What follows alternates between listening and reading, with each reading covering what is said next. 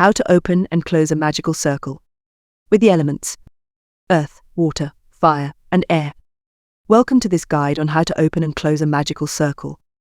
In this ritual, we honor the sacred elements: earth, water, fire, and air, connecting with their energies to create a protective and powerful space for your magical work. Whether you're setting intentions, performing spells, or simply meditating, opening and closing the circle ensures that your space is protected and charged with the elemental forces. For this, you will need 4 objects which represent the elements. I use a pot plant or crystal for earth, a bowl of water for water, a candle for fire, which I light during the drawing of the circle, and incense for air. I then place the stone in the north, the water in the west, the candle, with matches, in the south, and the incense in the east. All my materials for my spell are inside the circle, and I make sure not to break the circle until the spell is complete and I close the circle. To open the circle, stand at the center of your space holding a staff, wand, or simply your open hands. Take a deep breath and feel your connection to the earth beneath you, the air around you, the fire in your heart, and the water within your body. Visualize a glowing circle forming around you. This is your protective boundary.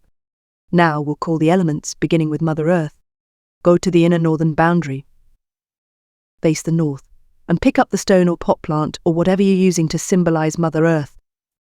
Say something along the lines of, Mother Earth, I call to you, guardian of stability and strength. I honor your grounding energy and ask you to join this circle, bringing protection and balance to this space. Welcome, Earth. Put down the earthly object with love and gratitude in front of you so you always remain inside the circle. Walk clockwise around the inside of the circle, 3/4 of the way to water in the west. Inside the circle and facing the west, pick up the water in the bowl or cup or dish. Say something along the lines of, Mother Water, I call to you, keeper of emotions and intuition. Flow into this circle and bless it with clarity, peace, and the flow of life. Welcome, water. Put down the watery object with love and gratitude in front of you so you always remain inside the circle.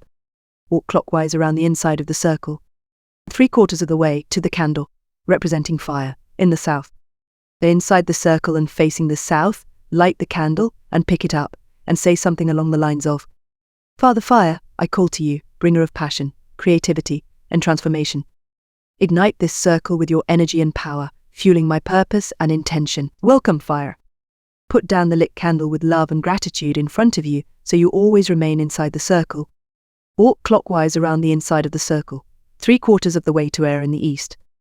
Inside the circle and facing the east, light the incense and pick it up, and say something along the lines of, Father Air, I call to you the breath of life, the force of intellect and communication. Fill this circle with your lightness and wisdom, guiding us through this work. Welcome, Air. Put down the incense with love and gratitude in front of you so you always remain inside the circle. Now, the circle is cast. You are within the sacred boundary. Go into the center of the circle and feel the energies of earth, water, fire, and air surrounding and protecting you, amplifying the magic within. You can carry out your magical craft. After you have finished your ritual, inside of your protective circle, you must distinguish any candles in the center of the circle which you may have used, but not yet the candle in the south. And you must close your circle. Once your magical work is complete, it's important to close the circle, releasing the elements with gratitude. We'll begin in the reverse order, starting with Father Air in the east. In some traditions, the clockwise rotation is continued to close the circle, but I like to reverse it. Like other traditions, face the east. East. And remember you are inside the boundary, looking out, with the incense in front of you. You can say something along the lines of, Father Air, I thank you for your guidance and wisdom in this space. I release you now, with gratitude for your presence.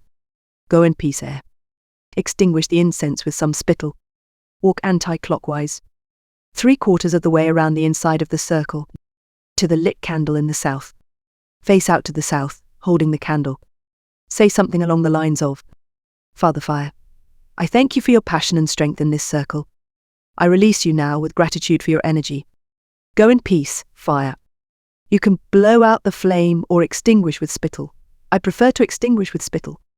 Walk anti-clockwise, 3/4 of the way around the inside of the circle, to the watery west, and hold the water, looking out to the west.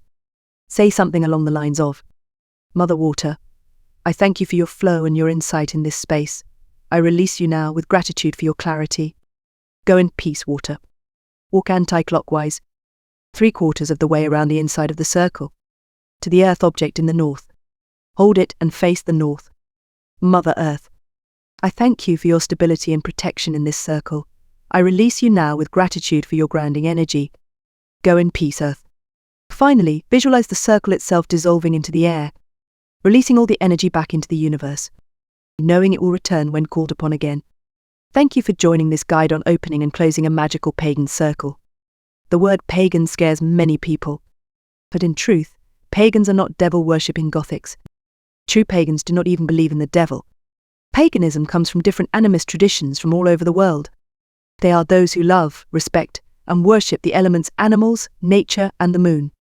The old pagan horned god, known by many names such as Cernu Nos, in Celtic tradition, is depicted both as a goat and a deer, depending on the cultural context and the specific god.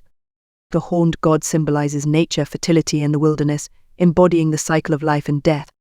In other traditions, such as those associated with Pan, the Greek god of shepherds and flocks, the horned god is often associated with a goat. Pan is depicted as part man, part goat, with the legs and horns of a goat, symbolizing fertility, wildness, and rustic nature. The Christian demonization of pagan deities also led to the conflation of the horned god with the image of the devil, which adopted goat-like features, further linking the goat imagery with the horned figure. But in the Bible it does not say the devil has horns. May the energies of earth, water, fire, and air always be with you, bringing balance and protection to your magical work.